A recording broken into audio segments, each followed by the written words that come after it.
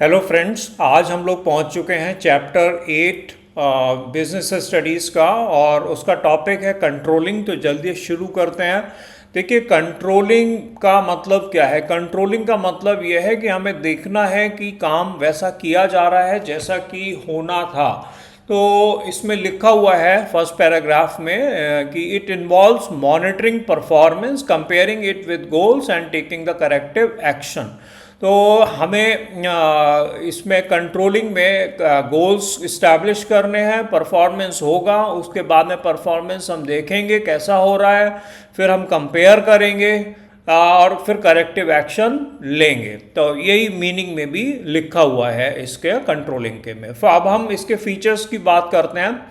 तो देखिए, क्लियर है, गोल ओरिएंटेड है। कंट्रोलिंग जो भी होगी वो गोल से रिलेटेड होगी, जो हमने डिसाइड करा था कि ऐसा करना है उससे संबंधित होगा। परवेसिव माने कि ये डिफरेंट लेवल्स के मैनेजमेंट पे जो डिफरेंट लेवल्स हैं वहाँ पर सभी जगह ये पाया जाएगा। कंटिन्यूस प्रोसेस है, लगातार कंट्रोलिंग करनी पड़ेगी।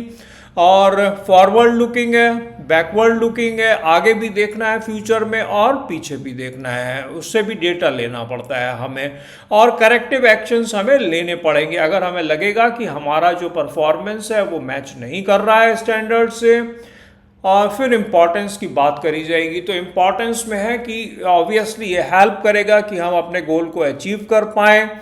और ये देखता है कि जो स्टैंडर्ड्स हैं वो रियलिस्टिक हैं या नहीं है, जो ऑब्जेक्टिव्स हैं वो सही हैं या नहीं है, और जो रिसोर्सेज है उनका एफिशिएंट यूज़ हो, कोई वेस्टेज ना हो, एम्प्लॉय का मोटिवेशन बना रहे, और ऑर्डर एंड डिसिप्लिन ऑर्गेनाइजेशन में बना रहे, और कोऑर्डिनेशन भी बना रहे। इस तरीके की चीज़ें जो हैं वो कंट्रोलिंग से आती हैं। तो कंट्रोलिंग एक काफ़ी इंपॉर्टेंट फंक्शन हो जाता है। अब यहाँ पर बताया गया कि प्लानिंग और कंट्रोलिंग में क्या रिलेशनशिप है। तो इसमें बताया कि देखिए, प्लानिंग क्या करेगा, गोल्स को सेट करेगा। कंट्रोलिंग क्या करेगा, देखेगा कि भाई उस तरफ कार्रवाई हो रही है नहीं हो रही है, whether we are achieving that और नॉट। दोनों इंटरडिपेंडेंट हैं, एक दूसरे पे निर्भर करते हैं। कंट्रोलिंग प्लान्स को रिवाइज करता है, ऐसा लास्ट पॉइंट में लिखा हुआ है। ओके, फिर आएगा स्टेप्स। तो स्टेप्स में क्या कंट्रोलिंग में करेंगे, सबसे पहले हम परफॉर्मेंस स्टैंडर्ड्स को डिसाइड करेंगे, फिर हम परफॉर्म करेंगे, परफॉर्म के बाद मेज़र करेंगे परफॉर्मेंस को, फिर हम कंपेयर करेंगे परफॉर्मेंस को स्टैंडर्ड से, मींस गोल से, फिर हम देखेंगे कि कोई डेविएशन तो नहीं है, कोई कमी तो नहीं है, और फिर करेक्टिव एक्शन हम लेंगे।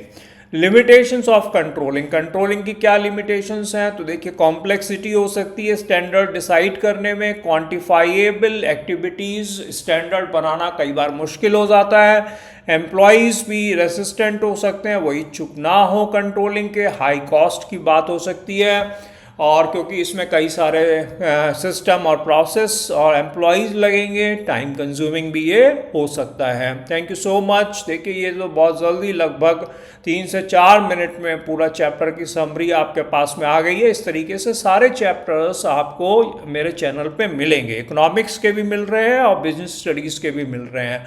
और मैं चाहूँगा कि मेरे चैनल को सब्सक्राइब करिए और लाइक और कमेंट करिए, इससे हमें मोटिवेशन मिलता है। हमें सजेस्ट करिए कि आगे हम किस तरीके के वीडियो बनाएं। Thank you so much.